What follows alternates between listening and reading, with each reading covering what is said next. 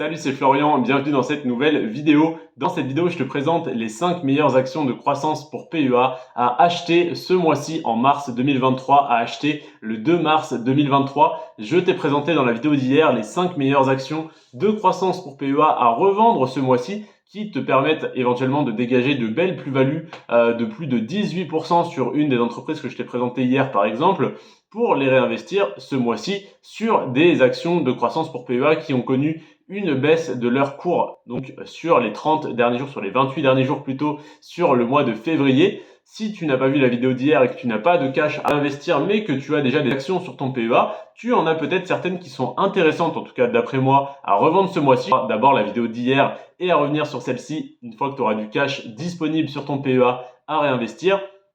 Et on attaque tout de suite donc la liste des 5 actions de croissance pour PEA à acheter aujourd'hui le 2 mars 2023. La première, la plus intéressante, on commence par la plus intéressante, pas de suspense ici, ça ne sert à rien. La première, la plus intéressante, c'est Téléperformance avec moins 2,6%. Alors oui, ça n'est pas une énorme baisse parce que ce mois-ci, le marché en tout cas européen, a été relativement clément. Donc on n'a pas d'énorme baisse, on a un moins 2,6 sur Téléperformance et il ne faut pas oublier que sur cette entreprise on est à plus 685% sur les 10 dernières années. Donc on est vraiment sur un cours de l'action qui explose en continu, qui n'arrête pas d'augmenter et ça fait très plaisir. Une action qui, même si elle avait, il me semble qu'elle a un PER un petit peu élevé, mais ça n'est pas problématique pour moi parce que si jamais je l'achète ce mois-ci à moins 2,6 et que le mois prochain elle refait moins 10%, c'est avec grand plaisir que je réinvestirai dessus encore moins cher, tout simplement parce que je suis convaincu que l'entreprise est viable et intéressante à long terme, malgré les scandales qui peuvent l'effleurer assez souvent, mais bon, c'est normal, c'est des call centers, donc c'est des conditions de travail pas top, on va dire, donc c'est normal qu'il y ait des scandales, qu'il y ait des dépressions, des suicides, des choses comme ça, mais voilà, on fait avec, on sait que c'est comme ça, malheureusement on ne peut rien y faire.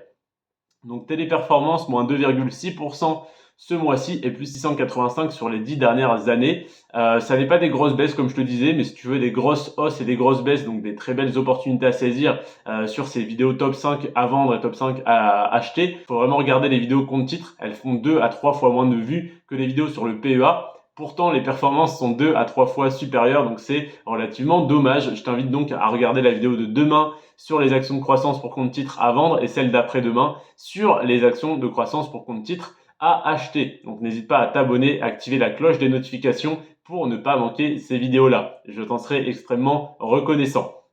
Donc Téléperformance, moins 2,6. Ensuite, on a ASML Holdings qui a fait moins 1,7% ce mois-ci et plus 988% sur les 10 dernières années. Ensuite, on a Kering à moins 1,6% ce mois-ci et plus 254% sur les 10 dernières années. Donc ça n'est pas une hausse aussi importante que ASML ou Téléperformance, mais c'est un secteur et une entreprise un petit peu plus safe parce que comme on dit, le luxe ne connaît pas la crise, les riches ne connaissent pas la crise, les riches s'enrichissent pendant les crises justement.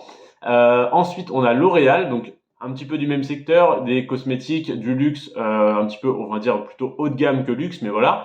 L'Oréal plus 229% sur les 10 dernières années, avec un dividende qui augmente très rapidement en plus, parce que les 5 entreprises que je te présente sur PEA aujourd'hui, même toutes les entreprises dont je te parlerai sur PEA, versent un dividende. Je n'investis que sur des actions qui ont une belle croissance, mais surtout qui versent un dividende sur PEA.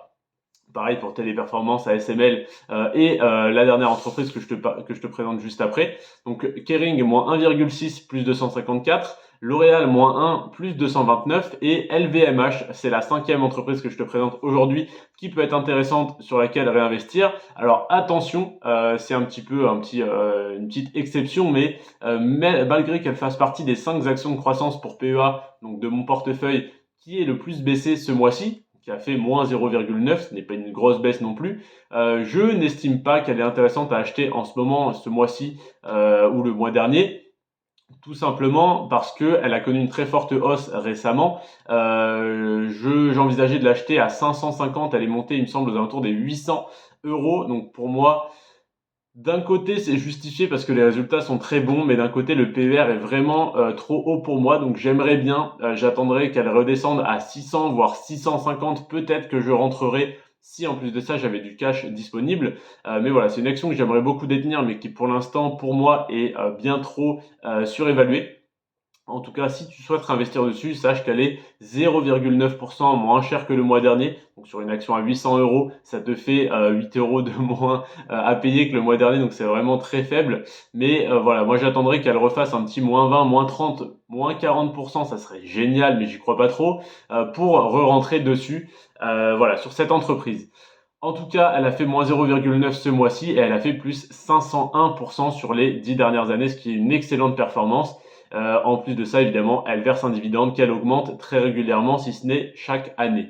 Je te remercie d'avoir regardé cette vidéo. Si elle t'a plu, intéressé, instruit, appris quelque chose, n'hésite pas à me remercier en mettant un pouce bleu, un pouce en l'air, un like sur la vidéo et en t'abonnant. J'aimerais beaucoup atteindre les 1000 abonnés avant mon anniversaire qui est donc le 15 juillet. Ça n'est pas tout de suite, mais vu que la chaîne ne progresse plus beaucoup en ce moment, ça m'aiderait vraiment énormément à relancer cette croissance. Je te remercie si tu le fais en tout cas.